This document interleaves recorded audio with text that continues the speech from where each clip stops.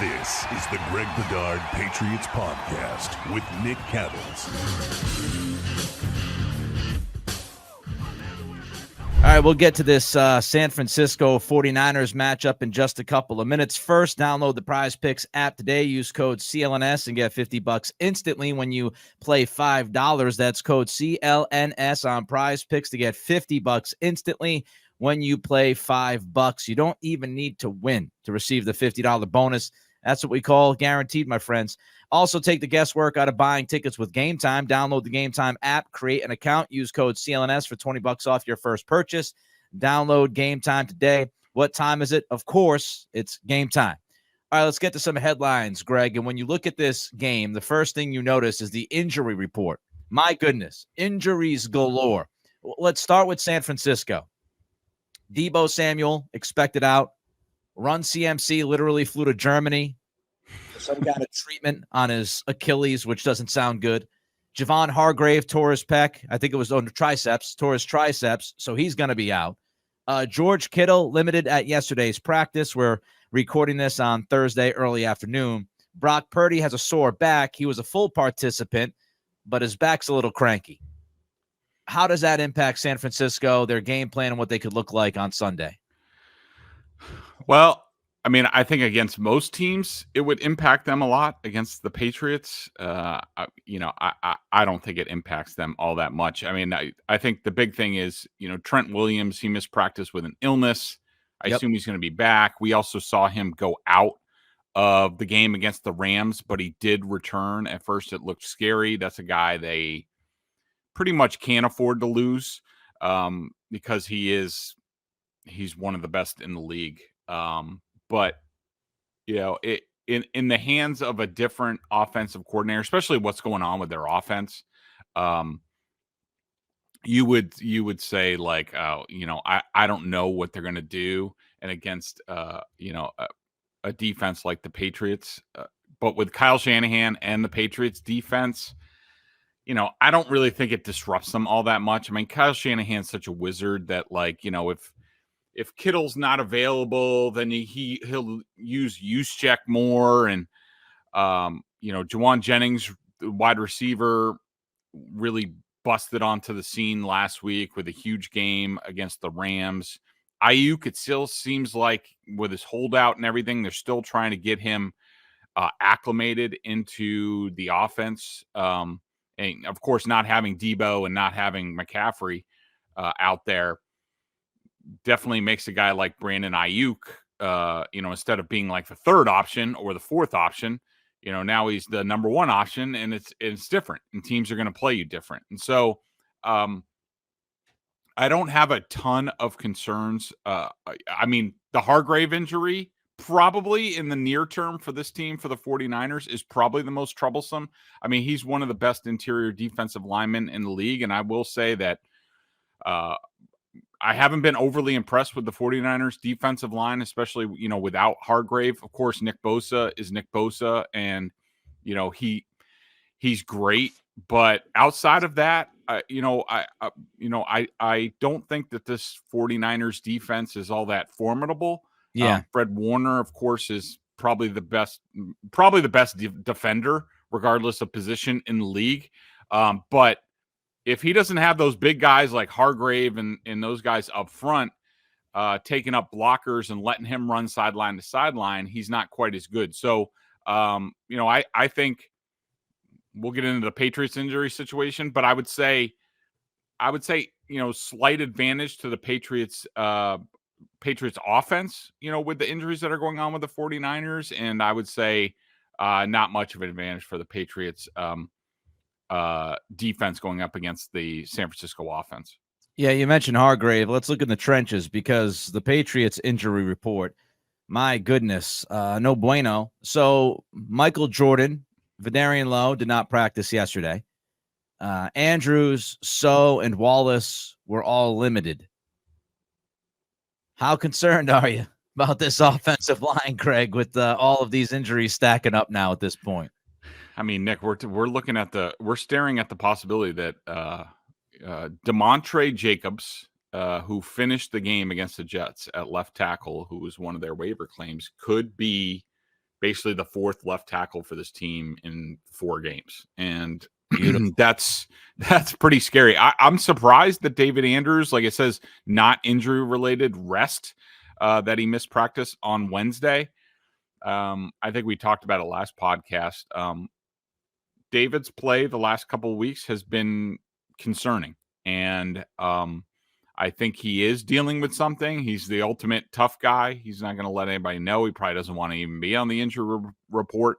Yeah. I'll be interested to see what his designation is today. Maybe they did give him quote unquote rest on Wednesday, but he might be limited today with an injury. But, Michael Jordan's a guy that I think has played well in the first 3 games. Now, City So is on his way back.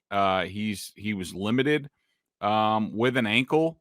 I think I would rather have Michael Jordan out there.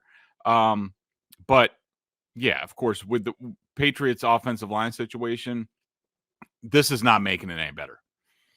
Nah, I mean, it's crazy. They just haven't been able to find any chemistry or continuity up front. Injuries, Chooks leaving the team due to mental health. I mean, there's just so many things going on where it's impossible to really evaluate what they originally wanted to do, because they just haven't been able to do it. And now they just keep falling deeper and deeper into this hole. Not only offensive line, you also look at the defensive backs, Greg. Jonathan Jones, Christian Gonzalez, both limited. Alex Austin did not practice. Of course, Austin was getting snaps the last game over Marco Wilson because Wilson had not played well. Mm-hmm. So the secondary is also dinged up here, and I would imagine Kyle Shanahan has taken notice of that. Yeah, for sure. And I think that, when we talk about this matchup and we'll get further into it, I don't think there's anybody better in the league at especially now that Belichick's not in the league, at looking at an opponent and seeing what they do well or don't do well or where they're having injury problems and exploiting that. And so, I don't know if this is going to be a huge air game for the San Francisco 49ers. Of course, they are going to, dial up some things. I was just watching their film, and the first touchdown to Juwan Jennings was just like a Kyle Shanahan special where, yep. they totally got the defense to buy in that it was going to be a run and bring the safety down. And even Juwan Jennings is like, faking that he's going to block, and there's motion all this way. And then all of a sudden, Jennings just pops out and he's wide open in the end zone. I mean, that's Kyle Shanahan. That's play calling. That's scheme. And he's the best at it. But, the Patriots defense, especially their secondary, Nick, and I think you would agree with this, especially after what we've seen, at least against the Jets and maybe late against the Seahawks, they are going to have to tackle in this game. Yeah. And tackle a lot, so that these guys are a little bit dinged up and traveling across the country. They're going to have to gird up and really play tough to keep this game close.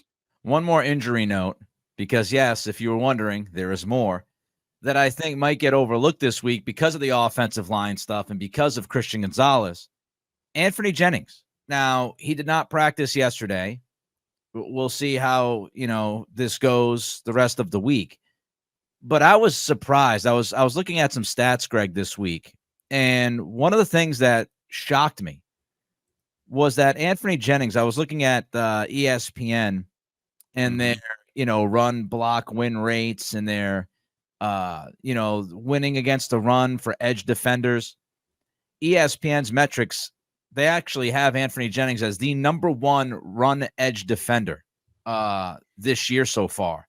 And we'll get into this a little bit more in depth, but San Francisco runs outside the tackles an awful lot. And we saw the discipline or lack thereof on the pass rush from the defense last week against the Jets. And now the guy that's been the best in the league, obviously best on your team, setting the edge, is a DNP due to a shoulder. With this specific matchup, that could be a big issue. Yeah, and I'm trying to think. I completely agree. I mean, I think Anthony Jennings has done a lot of really good things, especially, against the run and setting the edge and making negative plays. Like his improvement over the last 2 years has been astounding. He sort of really announced himself last season as the season went along, and he's tremendous. I mean, I'm guessing that, and they don't even have a guy like Zannis who flashed during training camp and all that stuff, and he's on IR now. I take it they're going to have to probably move Tavai to edge. Big, strong guy, can set the edge, does a lot of really good work against the run. Also, when he's on the edge, he's not as good, I think, when he's at inside linebacker, which he's had to be for Bentley. I think they're going to have to look at some other options and moving Tavai. Maybe they play Ellis or somebody like that. But I totally agree. I think Anthony Jennings, not talked about that much, but been a really good player. And this is the type of team, San Francisco, because basically what they're going to have to do is, to have any hope at stopping or corralling this offense, they're going to have to set the edge hard in the run game and make the 49ers play in a phone booth. And if Jennings isn't there to do that, they definitely take a hit. Maybe Jamri Croma is the guy that comes off and then all of a sudden's on the active roster. We heard that he's decent at the point of attack. All right, we'll get into the quarterback conversation because there's a number of quarterback notes Greg wants to hit. But before we get to that, Greg also wants to tell you about Prize Picks. Prize Picks is America's #1 daily fantasy sports app with over 5 million active members. Prize Picks is the easiest and most exciting way to play daily fantasy sports. Unlike other apps, on Prize Picks, it's just you against the numbers. All you do is pick more or less on 2 to 6 player stat projections and watch the winnings roll in, just like I did last week. One Caleb Williams passing yard gets you 1 win on Prize Picks every week in September. That's right. Only 1 yard gets you an automatic win every football weekend in September. 4 weeks of free W's. Don't miss this deal on Prize Picks because it's gone when September ends. And you can now win up to 100 times your money on Prize Picks with as little as 4 correct picks. Okay. I'm sure everybody's been looking forward to this because I hit last week. And of course, feel like we need a drum roll. Bedard, by the way, Bedard's been peacocking all week about these bets on Prize Picks last week, walking around his house, telling his wife and his kids how great he was. Exactly. You know me, Nick. So this week I'm sort of pressing my luck a little bit. I'm going with an extra pick. So of course we have the Caleb Williams free square. Yes. I am going, and I mixed in some more 49ers because I feel a little bit better about them. So I'm going Antonio Gibson more than 6.5 receiving yards. I think that we heard Alex Van Pelt today tell reporters that way to telegraph yourself, but this is a what do you term it? Get the ball out quick game. So who are the players that are closest to Jacoby Brissett? The running backs. So I feel good about the backs in the passing game. So 6.5 more for Antonio Gibson. I'm going Ramondre Stevenson more than 13.5 receiving yards. Hopefully they can hit a screen pass. I'm sure they're going to dial one up early. Now I'm going to the 49ers. Nick Bosa, more than 0.25 sacks. I mean, he's got to get that, right? I mean, I think he can get that like breathing on the Patriots. Your guy, Montre Jacobs or whatever the hell, isn't up to the task. Is that what you're telling me? Trey Jacobs, baby. Yeah. They totally had the 3rd pick in the waiver wire, and they got the steal of a guy. I'm going Brock Purdy, more than 9.5 rushing yards. I think that we've seen the Patriots have contain issues against Geno Smith, against Aaron Rodgers. Of course, they're going to double down on that. I think they were embarrassed. They should be embarrassed. But still, I think of, all the movement that the San Francisco 49ers get going back and forth. I think Purdy's going to break off, a couple. He's going to scramble at least a couple times. And then this is the one I don't feel great about, but he's on my fantasy team. So I'm pressing my luck. Juwan Jennings, more than 47.5 receiving yards. I think the Patriots will make Ayuk a priority, and I think that Jennings will shake loose. So that's what I have this week. Follow me on there. Enjoy the winnings. Download the Prize Picks app today and use code CLNS and get $50 instantly when you play $5. That's code CLNS on Prize Picks to get $50 instantly when you play $5. You don't even need to win to receive the $50 bonus. It's guaranteed. Prize Picks, run your game. Greg, Gerard Mayo said this week that the team is not looking to add a veteran quarterback. Is that a mistake?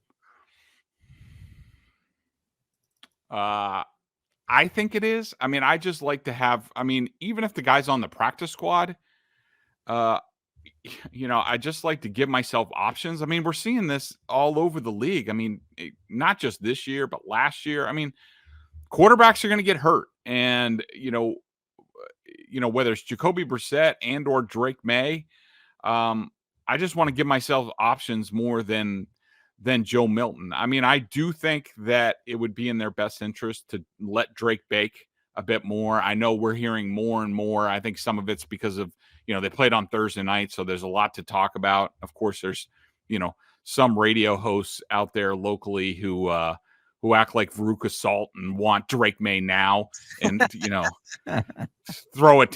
been throwing a temper tantrum for weeks on end. And I want it now, daddy. And, so look, I don't know if he's ready yet. I mean, I would just give myself options, but this is sort of, what they've been going down. I mean, I remember asking people in the organization around cutdown day, like, all right, well, who's the veteran that you guys are signing? They're like, Joe Milton's the practice squad quarterback, quote unquote. Yeah. So I don't see why anything would change. And we're hearing a lot of reports about Drake May's really good in practice. Like, of course, I don't think the coaches are going to sit up there and be like, boy, he really stinks. Like, but it is what it is. Drake May's time is coming, probably sooner rather than later. And then we'll all see what happens. You and I are on the same page when it comes to the veteran quarterback stuff. We've been having this conversation since they drafted 2 quarterbacks and had Zappy on the roster. And I'm not a Zappy guy, but I said then, and I feel the same way now, would not have been the worst idea to try to get Milton to the practice squad and keep Zappy on the roster because he's another veteran dude. And if you feel like May isn't quite ready, and as Greg always says, let Drake bake. If you want him to keep baking, then you'd have another option. And so now in the worst case scenario, which, I'm certainly not hoping for or wishing for, but Brissett goes down and then May gets banged up and now you got Joe Milton out there behind this offensive line, far from ideal. Don't love the idea. I try to, and I do a terrible job because I'm so stubborn and so tunnel vision, but I do try to understand people's arguments and try to look at them in a reasonable way. And I know there's a lot of people watching or listening to this podcast that they want Drake May out there right now.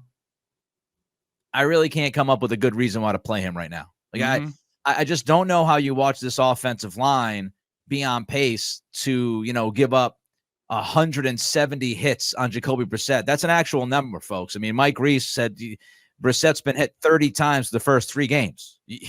If you extrapolate that out, he's going to take 170 hits. And you want to throw May out there right now? Your wide receiver room is a shuffle act. We don't really know who the best receiver in the room is. They don't have Kendrick Bourne yet, who is the best receiver on this roster. Osborne's still getting too many snaps. You have an offensive coordinator who Greg has said he's literally just picking plays off the sheet right now, not really setting things up. And, Gerard Mayo comes out this week and says that they're still trying to figure things out, coaching staff, players, and everything. You want to put Drake May in the middle of that, right? Like, for the life of me, I don't get it. What is the rush? Wait a few weeks. If you got to wait a few weeks, let's see if the offensive line can get healthy. I don't understand it. Well, and that's where I am, Nick. I'm the same way. It's like, when you talk about this Drake May thing and, you got to give me a good reason. And your entertainment value, your desire to watch the team, that's not a reason. That Jaden Daniels is doing X, Y, and Z is not a reason because as we illustrated in the last podcast, like they're 2 completely different prospects. And what Jaden Daniels is doing so far is not a surprise. Everybody knew he was the most pro-ready quarterback, especially because they're basically running the LSU offense. in Washington. And, he has Terry McLaurin, which certainly helps things. Look, I understand Drake May, and we even saw this in the Jets game. We've seen this in every time we've seen Drake May on the field. He is going to make some plays that make you sit up. The throw to Pop Douglas was really good. I wasn't a huge fan of the run on 4th and 8. I would have rather him thrown to Hunter Henry, but a lot of people, get excited about that. I do not. But as soon as Drake May gets in there, and who knows, it could be this week, given, San Francisco and their defense and the hits that Jacoby's taking. I can tell you, I can guarantee you, Drake May is going to make a couple plays in every game where you're just like, that dude's got something special, because he's a big, strong athlete, and those things show up at some point in time. Yeah. But everyone advocating for Drake May, none of them think about the downside. They just think about, they have visions of Jaden Daniels and CJ Stroud like dancing in their heads. They don't think about, the Bryce Youngs and Mac Jones and Sam Darnold's and Zach Wilson's, and I do, we talked about this before. I do have a high level of trust in Drake in terms of his comportment when, dealing with adversity and things like that. Like, I think he's going to be one of these rare guys that can deal with that stuff. And he's not going to be overly taxed, but the more he plays and the more he's out there, the more he's going to get hit, the more he's going to get rushed, the more he's going to start looking at the rush, the more he's just not even going to let things develop, and he's just going to take off and run. And I just don't think those things are good for his development. But, I think his time is coming sooner rather than later. There are a number of people who rubberneck and enjoy car wrecks. Are car wrecks good? No. So the entertainment value is just like, if it's a car wreck, you're going to watch it, but it's not good. And people say, oh, well, it's not going to be perfect, Nick. It's never going to be. Nobody is saying that it has to be perfect. Nobody is saying it has to be perfect. I said this on my podcast yesterday discussing Drake May. If you had these boxes before the season that needed to be checked, I don't think the Patriots have checked a single box. Wide receiver, play caller, offensive line, head coach, like the operation. I don't think they've checked the box yet to justify throwing Drake May out there. So it doesn't have to be perfect, but it's got to be better than what I've seen. And maybe they'll have a shot at, getting Vidarian Lowe at left tackle, and Jordan Robinson at left guard, Andrews at center, slide Owenu back to right guard, give Caden Wallace the shot at right tackle. Then maybe with those 5 guys, you see a little bit better, or hopefully a lot better, pass protection over time. And Alex Van Pelt figures out how to help his offensive line, and his play calling improves as he gets more reps as the OC. And then Kendrick Bourne comes back in a week or two. A lot can change in the next 2 or 3 weeks. Even if it's better, not great, better to me is when you start to entertain Drake May. Not right now, my personal opinion. Juwan Bentley, quick note here, went to the IR. Kyle Duggar was named captain, Greg. Yeah.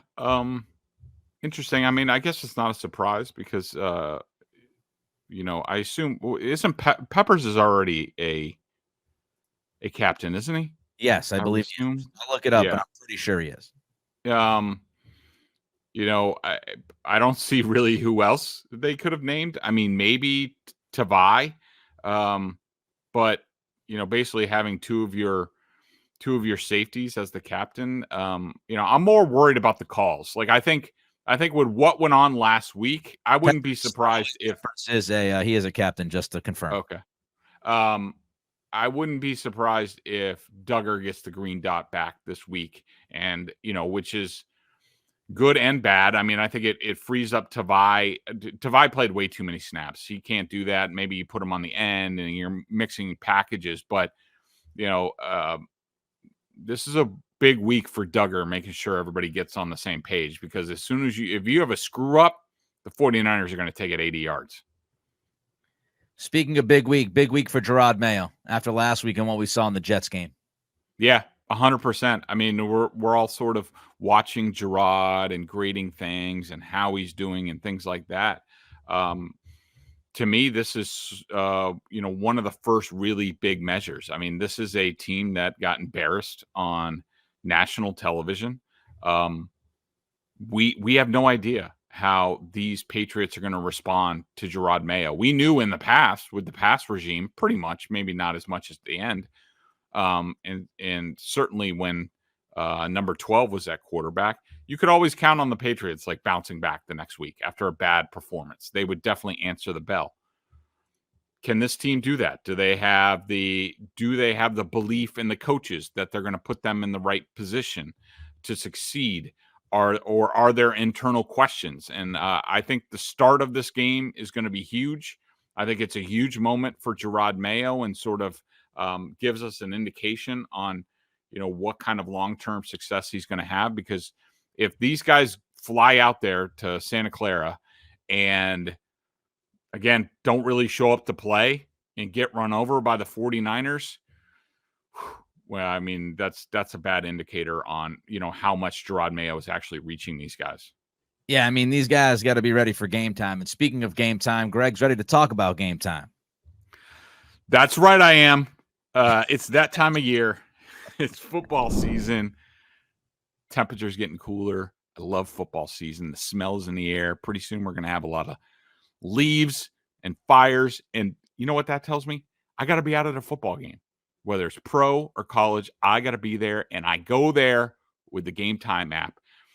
Game Time has a new feature called Game Time Picks that makes getting tickets to see your favorite teams play live even easier. Game Time Picks filters out the fluff to show you only incredible deals on great seats so you don't have to waste time searching through thousands of tickets. I love the all-in pricing. Toggling this feature shows the total up front with no surprise fees. I hate those things. At checkout, seat views, get panoramic views from your seat in the app before you buy. Download the Game Time app, create an account, and use code CLNS for $20 off your first purchase. Terms apply. Again, create an account and redeem code CLNS for $20 off. Download Game Time today. What time is it? Game time. I'll try to beat you. Good job. All right. Patriots offense. Let's look at this matchup now. Niners coming up on Sunday. Patriots offense versus this Niners defense.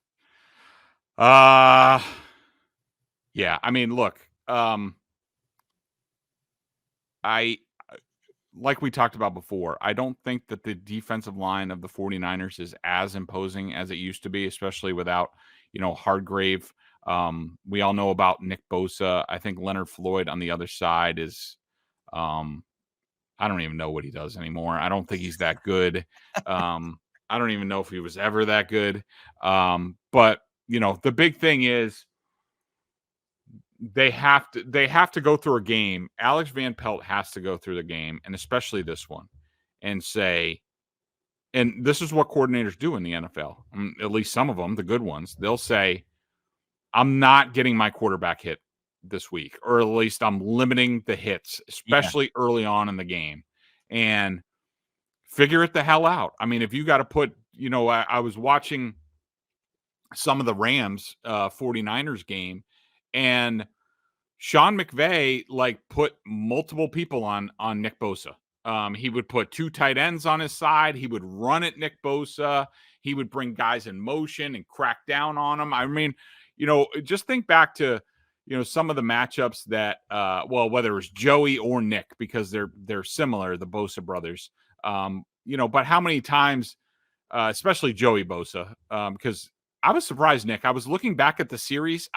For some reason, I seem to remember more matchups with the 49ers where Kyle Shanahan completely blitzed the Patriots. But I guess it was just the one matchup, the 33-6 game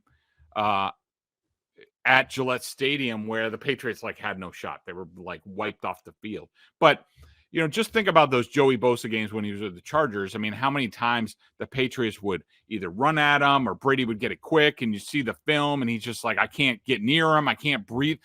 That's what coordinating is. That's what scheming is. Especially when you're dealing with a 49ers team, which, yes, Fred Warner's tremendous. But up front with all their issues, Nick Bosa is a guy you have to take care of. The whole game plan should revolve around that. Yep. So, that's what I want to see. I want to see them attack the safeties of the 49ers, who I don't think are great. I think it should be a big tight end game, but I don't care if you got to get out there and bring on an extra offensive lineman and stick them next to Nick Bosa. Just say, we're going to run the ball and we're not going to get our quarterback hit. You can do that if you want. Alex Van Pelt has just chosen not to do that, and he better do it this week, or, we're looking at another 100 yards of passing, which is just, embarrassing. I know Michael Hawley doesn't really believe in that stat, but it's freaking embarrassing, and it needs to be a lot better. The Niners defense, not what you expect. They're not as good as you would expect. They're 19th in DVOA. They are 30th in opponents' yards per play. They've given up a bunch of yards per play. They are 21st in red zone defense. I know I'm going to sound like a broken record. I couldn't care less. Alex, Mr. Van Pelt, how are you? If you're listening to the podcast on your way out to San Francisco, hope the flight goes okay. Run the football. Okay? Run the ball. Run the ball. When you look at the Niners defense, they are 28th in run defense DVOA. They are literally one of the worst run defenses in all of football. Run the ball, Alex. This defensive line, Greg talked about it earlier with Javon Hargrave. He's out. And even with Hargrave, this D-line had the third lowest stuff percentage. Defensive line is not winning against the run. I watched the Rams game just like Greg did. You know what I noticed? Sean McVay running the football an awful lot up the middle. Two reasons. He thinks the middle is soft, which it seems to be soft. Secondly, you don't want Fred Warner going sideline to sideline. So let your big offensive lineman get to the second level and punish Warner and take advantage of that with some good runs. Run the football. The other thing I would say, Greg, what I think we've seen a lot, and this might change because the Jets didn't blitz a lot the first couple weeks of the season, and then it was like a Blitzapalooza on Thursday night. So maybe the Niners will go Blitzapalooza. Of course, Robert Saleh, former Niners defensive coordinator, a lot of similarities. But from what I saw and from what I have read and looked into, not a ton of tricks from this Niners defense. You're not going to have a lot of simulated pressures. They have the second lowest blitz rate in the league, so they don't blitz the quarterback an awful lot. Hargrave, I thought, had 5 or 6 splash plays last week against the Rams in the run and especially against the pass. He had 2 or 3 dominating snaps in pass versus pass protection. So you don't have Hargrave out there. Like Greg said, game plan for Bosa. One last note, defensive backs. Trevarius Ward's a good player, not great player, good player. He'll get caught with his hand in the cookie jar a few times. The rest of the defensive backs, San Francisco, 30th in pass yards per play. So they've been beaten up in the pass game as well. Hufanga is a good safety. He's a guy who's been awarded for his play, but he's coming off an ACL, so he's a little bit rusty. I don't know if he's ready to be back out there. And interestingly enough, San Francisco, they don't stack the box so very often as much as other teams do. So I just think the opportunity there is to run the football and take advantage of that up the middle and make this a time of possession game. I think that's what you've got to do. All right, before we get to the Patriots defense against the Niners offense, want you to check out BSJ, $50 for the year. Bedard, Giardi do a great job with their coverage. I don't need to tell you, if you're watching or listening, you love Greg Bedard, or you hate watch him or hate listen to him. So why don't you just go hate read him at BSJ? It'll be worth it. All right, Patriots defense, 49ers offense. Just a couple things here, Greg, to set you up. This is a team that I think people misconstrue both McVay and Shanahan, and they think that all they do is just light it up and do spread offense and throw the football a ton. It's not the case. No. They like to run the ball, and that's why we talked about it during the summertime when people were losing their minds about Alex Van Pelt saying we're going to be a run-based offense. Well, guess what? The Lions, the Rams, the Niners, all of these offenses people love, they're run-based offenses, Greg. Yeah, I would think that I think, and I mean, it's pretty much a fact that Kyle Shanahan does his best work. He's like a cut above everybody else because of what he does in the run game, and how he, there's a lot of illusions, there's a lot of motions, and it's all designed really to get the run game going. And he'll hit you in a bunch of different directions. What's interesting, I don't know if this surprises you, Nick, but it somewhat surprised me, because we talk about the Patriots defense and how talented they are. Did you know that the Patriots are 26th in defensive DVOA? They are, they are 25th against the pass, and they are 16th against the run. Last year, they finished 9th in defensive DVOA. So I'm a bit worried about this. And I think that, San Francisco might not have the weapons without Debo that they normally do. But I think we're going to see a lot of, they're going to mix personnel between 2 backs and 2 tight ends, and probably go with the 2 wide receivers most of the time. But look, the Patriots, I think Kyle Shanahan, he's just like Bill Belichick in that, if you're a team, you like to see those coaches early on in the season, because they put up a mirror and they tell you exactly where your weaknesses are, and then you can sort of work towards fixing them. I think that Kyle Shanahan is going to see a Patriots defense that is weak down the middle, that in the defensive tackle spot, opposite Devon Godchow, they can't stop the run there. I think the linebackers without Bentley are weak, and I think the safeties are a bit overrated, especially against the pass. So I look for a lot of Mason, who's looks tremendous. I mean, he's such a power back with Juszczyk in the backfield. You're going to get Kittle and multiple tight ends, and there's going to be a lot of movement. It's going to be, to me, there's a couple things that I'm looking for the Patriots defense. They got to hold up at the point of the attack. They got to be disciplined in the gap, not only against the run, but also the pass. You can't get caught. This is where I worry about Kyle Duggar. A lot of the bells and whistles that Kyle Shanahan likes to do, that's the kind of stuff that Kyle Duggar gets distracted by. And then all of a sudden he forgets about coverage. And then there's a tight end, George Kittle's going down the field for 60 yards. Big week for this defense. If they're as good as they think they are, they're gonna have to really pull the rope for this team and really keep this team in the game.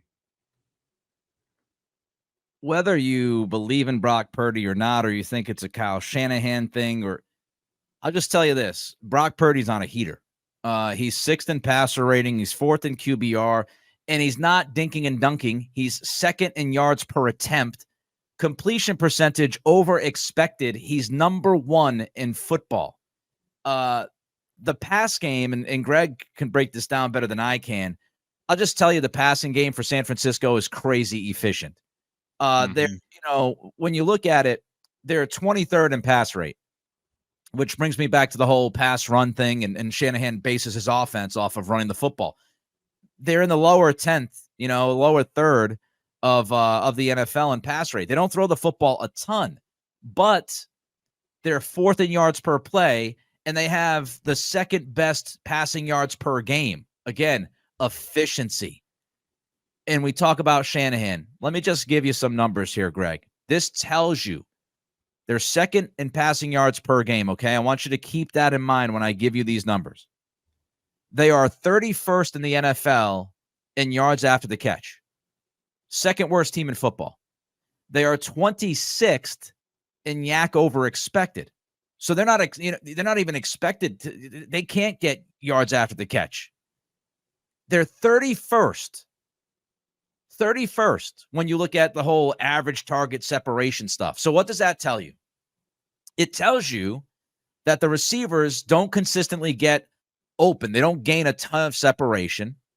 Of course, Debo's been banged up, Ayuk, all that stuff. They don't get a ton of yak. So how are they getting all of these passing yards? Kyle Shanahan. he schemes things up. He schemes them up. And he makes Brock Purdy crazy efficient. He makes this passing game efficient, and he gets the most that he can get out of pretty much almost anybody on the field. Brandon Ayuk, interesting, Greg. He's been pretty ineffective. And people can say, oh, well, that's because he held out all of camp, and I'm sure that didn't help. But Grant Cohn, who I follow from my time out in Sacramento, he posted this. Ayuk, he hasn't been as good as you would think he should be or would be over a several game length now. I mean, when you look at his statistics over the last 7 games, 23 catches, under 300 yards, only 1 touchdown, and quarterback ratings 81 when throwing to Brandon Ayuk. So he hasn't been super productive in the last 7 games he's been on the field. One last thing I'll say about this before we get to the pick, and I think Greg can also highlight some of this stuff too, but I find it interesting if the Patriots are going to stuff the box with their issues against the run last week, because as Greg said, Shanahan, that'll open up some different things from Shanahan. But their run game versatility, Greg, you and I had the conversation earlier in the week about what Van Pelt wants to do, and all. They will run it in I form with use check. They will run it out of the gun. They will run it under center. They will throw tosses at you. They will run draws. They will run outside zone. They will run downhill. They will throw the whole kitchen sink of run game calls at this Patriots defense, Greg. Yeah, 100%. And then also add in the fact that they're probably really pissed off that they blew that game against the Rams. So they are going to be extra on top of it. Shanahan's going to be pissed off. And remember, they didn't finish the game against the Rams. So probably finishing this game, if they get an early lead, is going to be paramount. But yes, this is the type of attack that leaves defenders dizzy, especially if you haven't seen it very much. Now, the Rams, the Cardinals, the Seahawks, they see it twice a year. So they're used to it. I mean, I just can't get the vision of the last time the 49ers and Patriots met. I want to say it was in, it was 4 years ago. So it was 2020. No, it would have been, 2020. And it was 33-6. And it was just a track meet. And even going back to when Harbaugh was there, when they came here with that team. And this is just it's a lot different than the Patriots have seen. And this is tough. Thank goodness they have 10 days to get ready for this game, because they're going to need it. And that's why I think we're going to get a real litmus test on not only Gerard Mayo, but all the coaches on this team. Can they do the job? Because they've had plenty of time to get ready for this, to get the players ready for it. Will that play out on Sunday? We'll see. One last quick note from practice, because Doug Kai just tweeted this out. Doug from, of course, the Boston Herald. We can update you on some of the injury situations. So, according to Doug, Alex Austin was absent.